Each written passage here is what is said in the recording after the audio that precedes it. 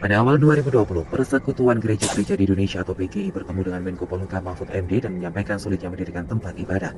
PGI meminta SKB 2 Menteri mengenai pendirian tempat ibadah direvisi.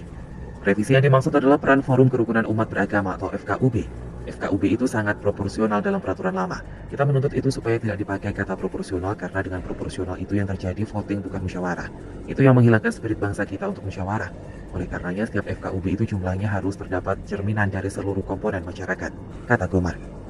Mereka ingin FKUB sebagai wadah dialog dan kerjasama antar umat, tidak boleh menjadi penentu dalam pemberian izin, karena izin itu adalah otoritas negara. Proses pendirian rumah ibadah ini, terutama rumah ibadah bagi non-muslim atau minoritas, sudah menjadi polemik selama bertahun-tahun. Sudah capek kita baca berita pembangunan rumah ibadah non-muslim dipersulit, karena yang mayoritas tidak bersedia. Alasannya pun aneh, ada yang bilang supaya masyarakat tentram, supaya tidak menimbulkan keresahan, yang intinya adalah menolak, titik.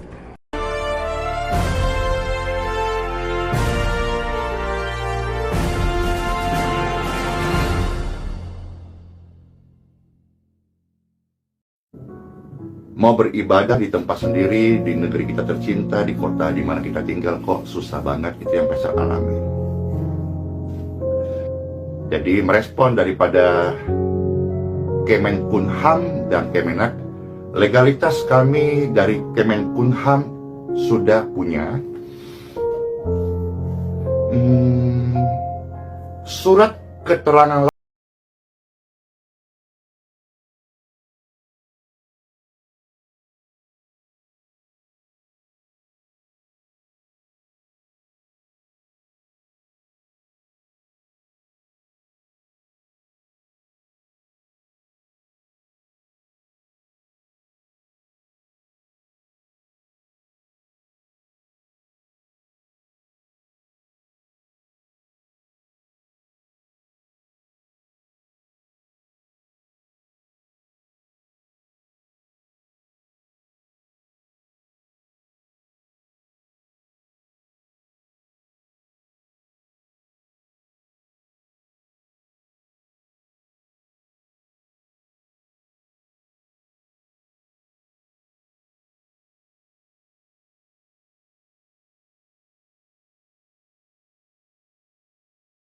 Bahkan demo.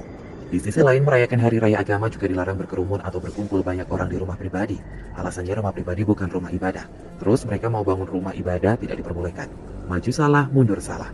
Sering baca berita seperti ini kan? Bahkan rumah ibadah mau direnovasi aja kadang dipersulit dan jadi polemik. Gila nggak tuh? Alasannya izinlah, itulah. Padahal intinya adalah mereka tidak senang. Jadinya pembangunan rumah ibadah ditentukan bukan oleh pemerintah, tapi masyarakat setempat. Kalau masyarakat menolak, wajib dihentikan. Masalah ini sudah berlangsung bertahun-tahun sampai kita muak membaca berita yang itu saja. Tapi syukurlah, sepertinya akan ada titik terang mengenai masalah ini. Semoga titik terang ini akan menjadi terang yang besar.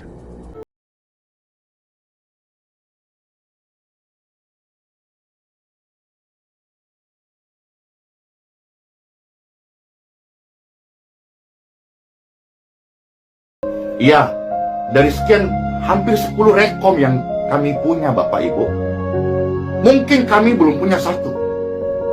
Apa Pastor? Kami belum punya SIM. Jadi Pastor Andy ini belum punya SIM. SIM itu apa? Surat izin melayani. Barangkali itu diperlukan.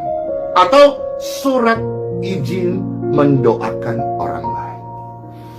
Itu saya belum punya. Bapak Presiden Jokowi, kami harus cari di mana? Bapak Presiden Jokowi, kami harus cari di mana? Bapak Presiden Jokowi, kami harus cari di mana? Bapak Kemenkumham, kami harus cari di mana? Menteri Agama Yakut Khalil Qomas akan mengkaji isi dari SKB 2 Menteri tersebut. Yakut menekankan perlunya aturan pendirian tempat ibadah, tetapi bukan untuk mempersulit. Kita kaji mana yang terbaik untuk kehidupan umat beragama. Jika ada pasal-pasal yang perlu dipertahankan, jika ada pasal-pasal yang jadi hambatan mendirikan tempat ibadah, akan kita drop, kita perjelas, tambahi agar kita makin mudah jalankan ibadah. Dan jika harus di drop, apa cantolannya, pegangan untuk kita dirikan tempat ibadah. Tidak boleh menurut pandangan saya, pendirian tempat ibadah tanpa aturan. Tetap harus diatur, bukan dalam kerangka mempersulit, kata Yakut dalam acara virtual PGI kemarin. Ini benar, aturan dibuat mempermudah, bukan untuk mempersulit. Pendirian rumah ibadah tanpa aturan juga tidak diperbolehkan karena takutnya jadi kacau. Jadi pemikiran Menak menurut saya sudah benar. Ibarat Omnibus Law, aturan berbelit yang menghambat masuknya investasi dipangkas sehingga memudahkan investor masuk dan tanam modal, bukan membiarkan investor masuk seenaknya tanpa aturan. Yakut mengatakan jajarannya berkomitmen mempermudah pendirian tempat ibadah. Tinggal bagaimana komitmen pemerintah daerah setempat. Tentu kita berkomitmen untuk itu, jadi untuk mempermudah setiap umat beragama atau kelompok umat beragama mendirikan tempat ibadahnya. Tetapi yang perlu kita ketahui bersama, ini tergantung komitmen pemerintah daerah. Kalau di Kemenak tidak perlu diragukan lagi, akan kita lakukan kerja yang mempermudah kelompok umat beragama untuk mendirikan rumah ibadahnya, kata Yakut. Kalau soal ini serahkan pemerintah pusat menegakkan aturan ini. Terus terang, kalau hanya mengandalkan komitmen pemerintah daerah, bakal sulit mengontrol. Lihat saja kasus siswi non-muslim di Padang yang diduga dipaksa memakai jilbab. Padahal sudah ada aturan bahwa sekolah negeri tidak memperbolehkan memaksa siswa atau siswi memakai pakaian yang melambangkan simbol keagamaan tertentu yang tidak sesuai dengan keyakinannya. Nyatanya, di lapangan banyak kejadian seperti ini, bikin aturan sendiri selama bertahun-tahun. Kalau Menak memang sangat berkomitmen, harusnya Pemda harus dipaksa patuh pada aturan tersebut. Rasanya tidak sulit bagi pemerintah pusat kalau memang berkomitmen. Informasi ini ingatkan kita contohnya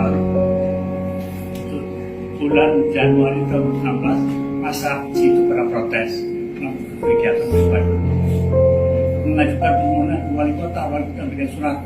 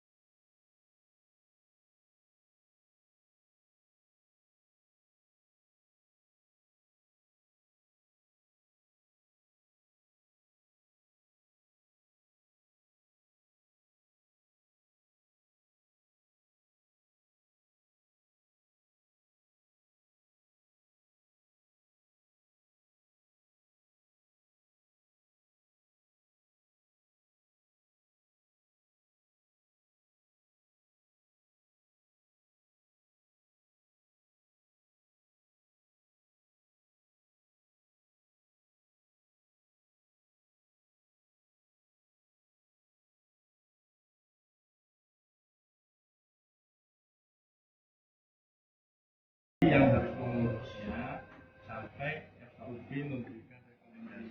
Kira-kira seperti itu ya Bapak-Bapak ya.